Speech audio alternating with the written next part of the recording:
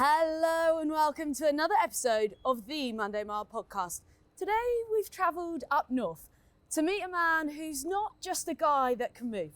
He's a proud father and probably one of the only people in a bar that's friends with everyone. He's a familiar face on our screens, having won his first season on BBC Strictly. He doesn't do things by half. When it comes to professionalism, on screen, becoming a father, and of course, the last man standing with a Café Patron at the bar. The only way is 120%. And for that, I have the utmost respect. Wow. Aljaž Škorjanec. Yes. What an intro. What an intro. To the Monday Mile podcast. Thank you for having me. That was, you made me emotional there for a second. Is that really me? I love that the first thing you said was, thank you so much. Well done. Great You're really work. good at it, you know? For those people that have just tuned into the audio, we have quite literally carried Aljaz's newborn baby up some steps. Yeah, little Lyra. She thoroughly enjoys being carried and driven. I'm so jealous sometimes. Can you imagine the life still? Being in a pram all day, getting fed. You don't even need to do anything. Smile. It's quite cushy, isn't it? I think it's lovely. I could get a pram and push you next to her. You know, one of those twin prams. You can be in one side, Lyra can be in the other. So Lyra is the second ever bubba on the mile. Oh yes, Kaz. Yeah, That's it. You know, I'm a fan. But you are the first ever father on the mile with the bubba. Oh, So thank you so much for joining us. Where are we, Alijaž? So we're in Birmingham. Janette's working here at the moment with the live tour. So Lyra and I came to visit because I know how much Janette misses her. So I thought it's going to be nice to come for a couple of days just so they can spend some time together. And this is the canal in Birmingham, which kind of reminds me a little bit of Peaky Blinders, isn't it? It is beautiful. So, and I love that both of us dressed like Peaky Blinders today. Look at yeah, that. all black. Look at that. We look like we're proper matching. So you've recently moved to the Northern Territories, travelled the world for your profession. How are you finding living up north? I love it. I feel like I have twice the amount of time. It's beautiful, it's green, and reminds me a little bit of Slovenia. Because Slovenia is very, very, very green. And the only thing I was worried about was Janette, actually, because she's never lived outside of a city all her life. So I was a bit worried, moving so far out of everything, that she might not like it, but she loves it even more than I do. It is quite nice to step away from the madness of city life. And I can imagine with both of your lifestyles, from being on tour, to being on TV, to being on one of the world's biggest TV shows, that's a real extreme flip. It's almost like a little hideaway, just the three of you. True, but like, I feel like you need that. I mean, you know, when we started Strictly, I was 21, 22. That is so young. Yeah.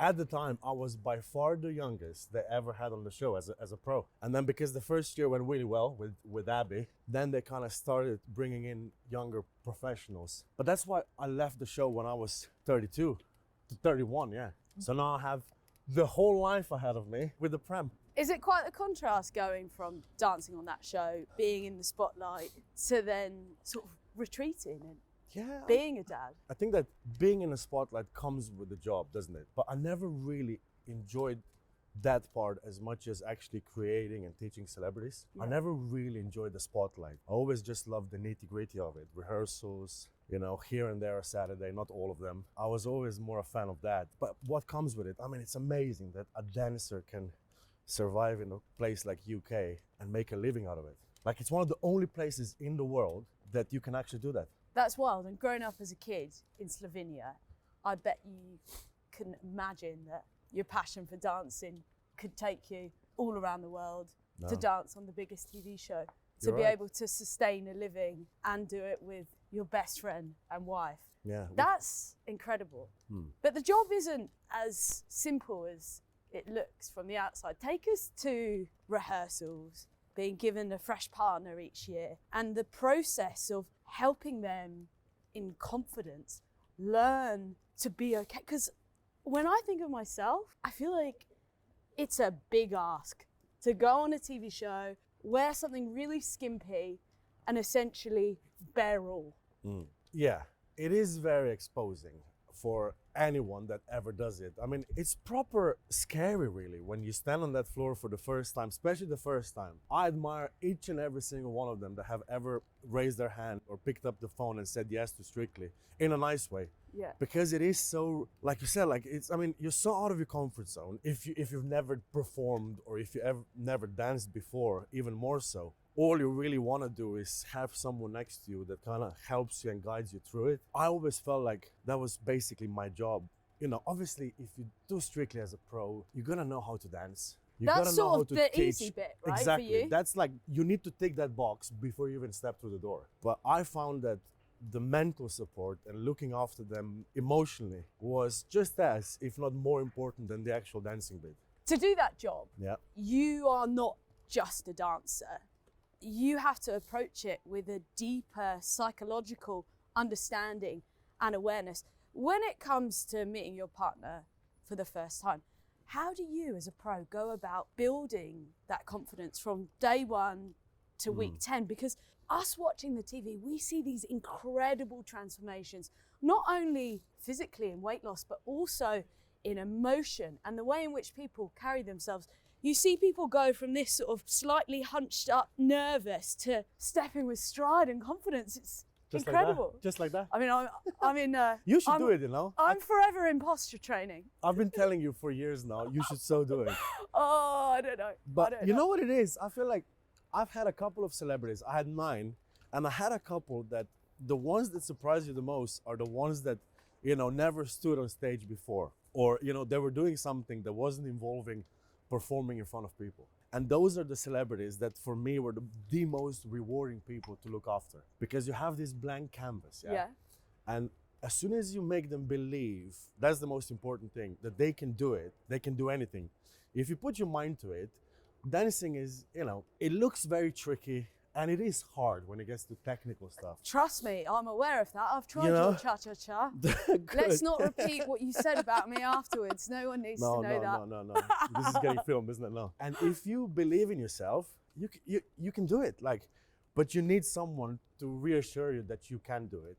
And you know, we're all professional dancers, us pros, when we did the show, when I did the show. And you gotta lower your, in the nicest possible way, you gotta lower your expectations about yourself, about the partnership, and you gotta just go with it. Because I feel like if you try and, you know, aim to dance like I danced when I was doing Blackpool when I was 12 years old, you're always gonna fail. And the show is not as much about dancing as you think it is. It's just about portraying that happiness and joy through something like dancing, not necessarily doing the best cha-cha that anyone's ever done. It's about doing a cha-cha and look like you're having fun while doing it. Does that make sense? And you can't go wrong. How do you install that when it comes to meeting your partner for the first time? Because that must be quite the process. Yeah, it is. I mean, stripping them back. I mean, it's almost like learning to walk again. It is. It's literally that. I mean, funny enough, that's the first thing I would always do is go, okay, this is your left, this is your right. Let's walk up and down the room. I basically make a little, how I would do it, I would make myself look as bad as possible. Just so. So you're coming to their level? Lower. Oh, okay. Lower. So day one, they feel like, oh, do you know what? I can proper do this. Because it's not about me knowing how to dance. Of course I know how to dance, but I want to make them believe, oh, do you know what? I almost look better than he does. Go on, give us an example. I mean, you know, I'm on pram duty. So like, I don't know, when they're doing like a Latin step, you know, like I would make it look really, really clunky next to them. So when they're, because obviously we have a mirror in front of us, and when you see them doing it, they go, I'm better. And it's like, it's all mental really, because I mean, you have 3.5 days to learn how to dance, and you're not gonna learn how to dance. You learn how to do those steps that the pros give you. Right. So you learn how to do 25 steps from a waltz. You can't then after that dance go and teach a waltz. You can only teach those 25 steps. You know what it's kind of like? It's, I don't know about you in school. I remember learning the answers for the exam, but not actually learning the subject. Exactly. You're just sort of surface scraping it, and you're sort of showcasing that you can do a part of it. That's just an honest thing, because there's just not enough time. You can't, I mean, look, you're a professional athlete too. You can't learn how to snowboard in 3.5 days. I mean, I'd love to teach you, but I think it would be quite a painful process. Your arse For would you, be, no? Yeah, your Yeah, arse sorry. would be black and blue, and my legs would be in bits from having to stand sideways all day. What was the most rewarding part about seeing one of your students, one of the celebrities, blossom? The most rewarding part, you know what? Monday morning when you walk in, Yeah. you tell them what the song is, you tell them what the dance is. Hopefully they like both. And then teaching them the first step, seeing that insecure, unsure face. And then Friday, when you do it for the first time in the studio, the difference between the two. That to me, it's undescribably, I don't know, beautiful. And to be there to guide them through it, Yeah. is that, I mean, I could never replace that feeling. And then listen, Saturday then goes the way it goes. Sometimes, you know, the dance is perceived well, sometimes it isn't. But I always tell my celebrities, if I'm happy, if we are happy with the dance, it doesn't really matter. It's all that matters, That's right? who you gotta please anyway. Yeah. That's the best thing about that show. I feel like, you know, seeing them getting to know themselves, going, oh God, you know what? This is so hard. And if I can do that, I can do anything. And I think that's the beauty of it all. That's so empowering. Yeah. Let's take that feeling and bottle it. You said Go on. it's Put it in a bottle. gone. You Yeah, gotta have that's the one. the imaginary bottle, yeah? Yeah. So you put it, the good thoughts, yeah, Okay. you put it Yeah, in the we're putting bottle, it in. Yeah. close the lid, yeah, and then you put it in your coat, sorry. It's in the coat. And then whenever you have a bad day or a bad moment, Yep. yeah, you take the bottle out, you open it, you have a little drink. Always close the lid though, so they don't disappear. We don't want to lose it, right? No. And then you put it back in the coat. And it's like a little bank of happy feelings. I love that. Yeah. So we've got that bottle, we've got that emotion, that feeling. You said it's quite hard to replicate that. You since then have gone on quite the transition in life. You've left Strictly and you've had a baby. What is fulfilling you now? And how was that process and transition? Because this must give you Look, as soon as you said baby, I started smiling. a whole You know, lot of life. It's a completely different ball game now. I mean, you know, looking after a celebrity. Are you okay there, bro? Yeah, I'm loving it. It's looking after the celebrity is one thing, but you know, looking after your own little being, it's like, I mean, it's so rewarding. And I was, you know, because I've never been at that before. You see people do it, and at the end of the day, it's just so straightforward, Aimee. They're either hungry, you need to change them, or you need to smile back at them. And if you have time for it, and if you feel up for it, which I really do, then it's the easiest thing in the world. Look, I mean, you're not gonna sleep much. You're not gonna be able to do things. How do you find that, the lack of sleep? Fine, because I used to go out and I used to socialize. I used to go out to events that I didn't want to go to, and I did it anyway. So now I'm doing something that I actually want to do, so it's not hard at all. That is so magic. I find it so easy. Have you got any tips for first-time dads? Because in the Fuller family, we're about to have a first-time dad. Yeah, really? I'm going to be an auntie. Come on! You know Yeah. that's the best job ever. Yeah, you just get to dip in, play, and then You bail. do the best stuff, and then you just, yeah. That's how I was with my little nieces, yeah. The old one is 5 now. Zala is 5, and Tisa is gonna be 3. That was my favorite job ever. It's the best thing because you play with them, and then as soon as the nappy is full, yeah, you just kind of straighten the arms, and then there's the mom, yeah. But now I can't do that anymore. Now the arms go towards me, but I love it though. Changing nappies is actually really therapeutic, you know. Is it? Yeah. I don't know. I don't know how. Oh, it's bumpy. We are just passing the Birmingham Arena. Yeah, we are. You've danced in there many a time. Yeah. And your wife is in there now, so you're going to head there afterwards. I will, yeah. Ah. I mean, it's mad really to think about it. Like here, O2. I love the one in Manchester. Glasgow has a great arena called Hydro. I think it's over now. But anyway. Is that the best thing, performing in front of a live audience? 100%. That's the only thing I miss about anything with Strictly, or that's why we still do our tours. Because there's nothing in terms of being a performer. I mean, you know, you love doing telly, or, you know, you love doing it for the camera. Yeah. But seeing people's reactions there and then, that's the best feeling ever. Have you heard of Kodak Courage? No.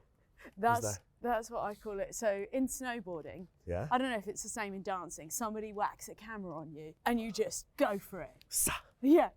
Like a GoPro. Yeah, literally the minute you're on cam, the level just see. raises. Yeah. And I suppose that can be the same with a live audience. I've been lucky enough to come and watch you guys twice live on the Remembering tour, Christmas tour, and we surprised you in Bath. did, Well, in not Bath. you, Janette, but we were in surprised on it it together. Yeah, that was. You know, Janette said this morning. Sorry. Yeah. Janette said this morning. I said, I'm gonna go and do the Monday because I'm a massive fan, and she goes, do you know what?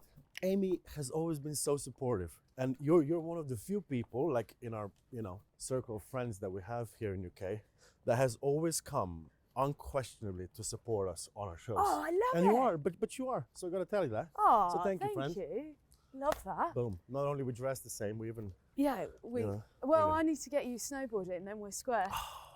I'm not worried about that. I love that I just gave you the pram. Yeah, I know. I'm literally taking on full duty. Yeah, I'm quite enjoying it. It's not heavy, is it? It's lovely. It's making my posture slightly better, I think.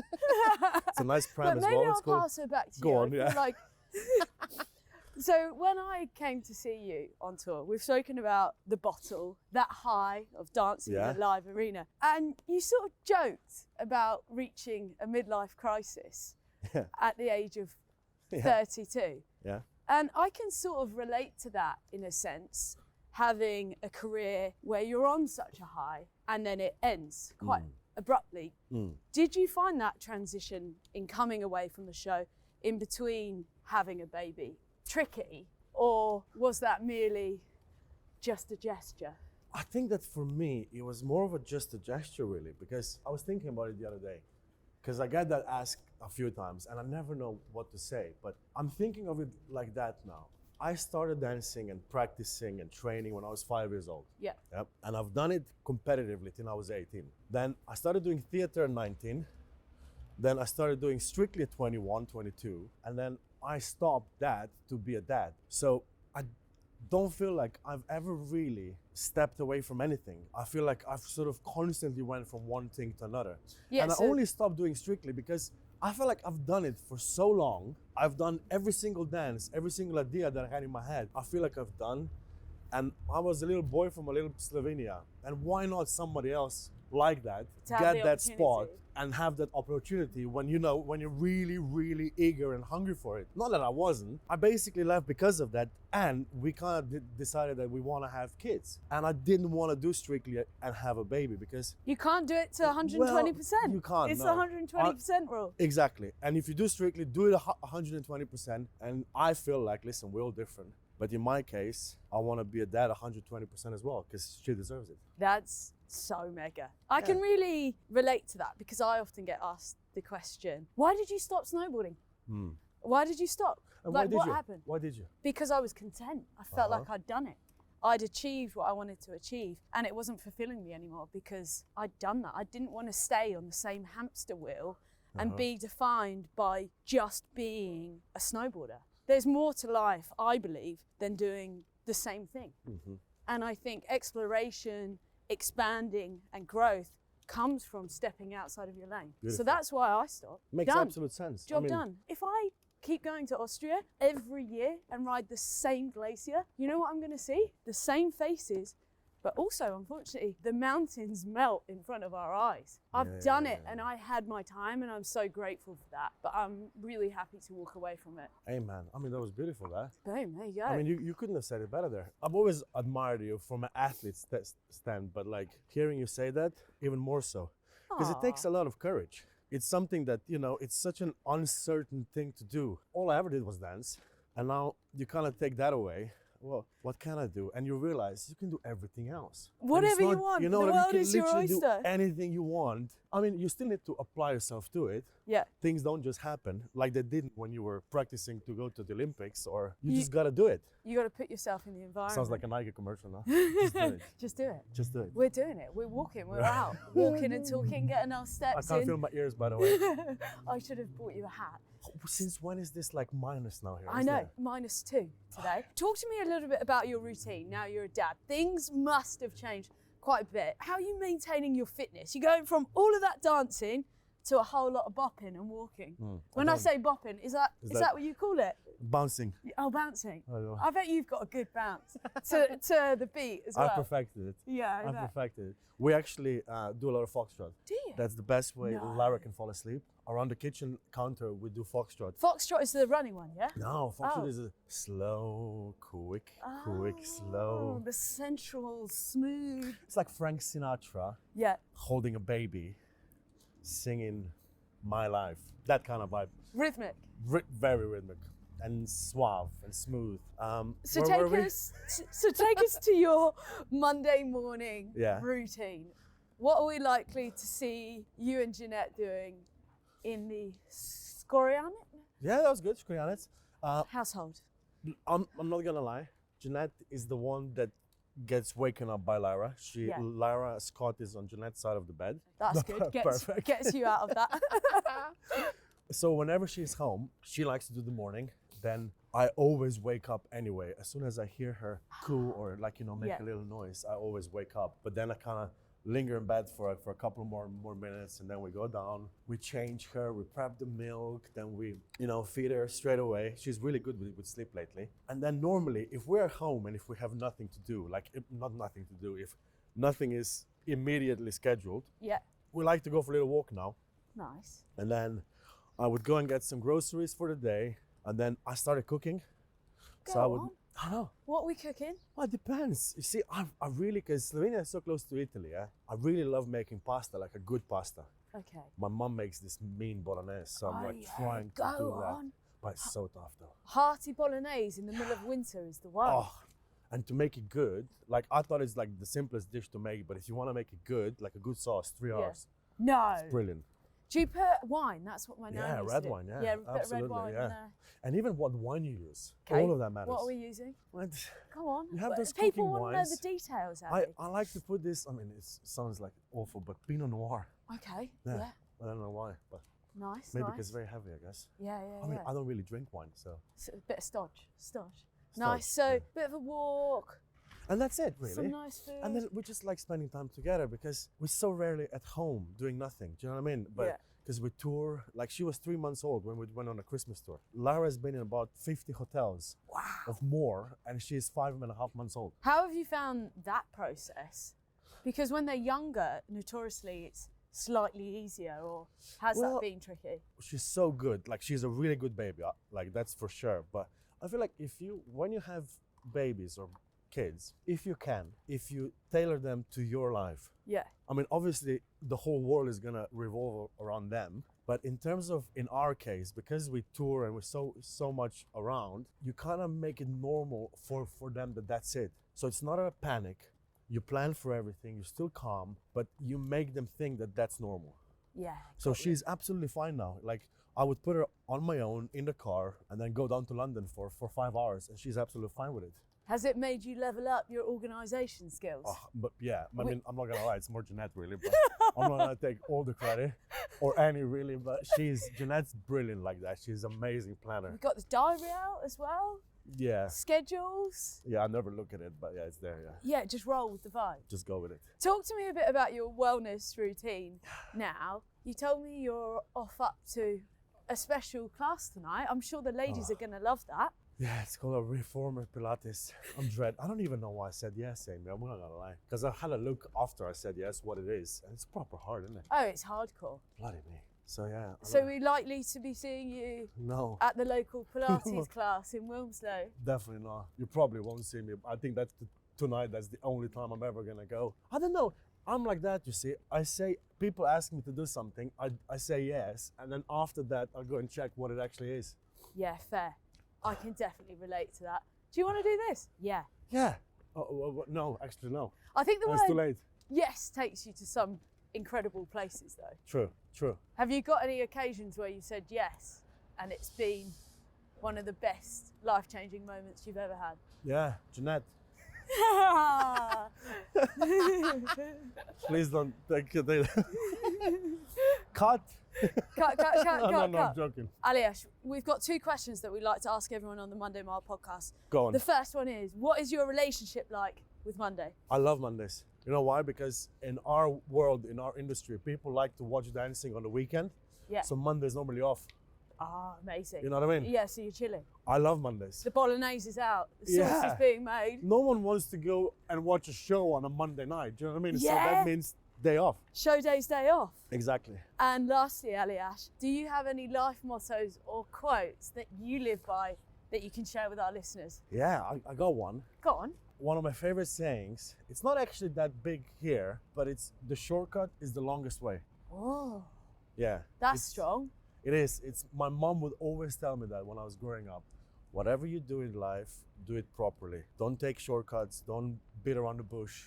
Do it with full heart. And I have it tattooed on my arm. It's my only tattoo. I live by it. Apply yourself to it and it's going to be much easier. Because if you don't, more than likely you're going to have to circle back and do it all over again. You're living proof of it today. Exactly. 120%. Oh, freezing though. Alijaž, thank you so much for joining us here You're on amazing. the Monday Mile Thank you. Walk and Talk podcast. Thank you so much for being the first dad to bring little Lyra on the Monday Mile stroll. It's been an absolute honour. Thank you for having me. Monday thank you Mile for having us. Yeah, us. Boom. It's a wrap. You know what to do. Monday Mile listeners, thank you so much for tuning in. You know what to do. Like, subscribe, and if you want to tune in every single Monday, hit the bell button so you get a notification so you can join us every single Monday morning for your dose of mindset and motivation. Oh yeah, and I forgot to say, leave a comment as well, because apparently that's what you do on YouTube.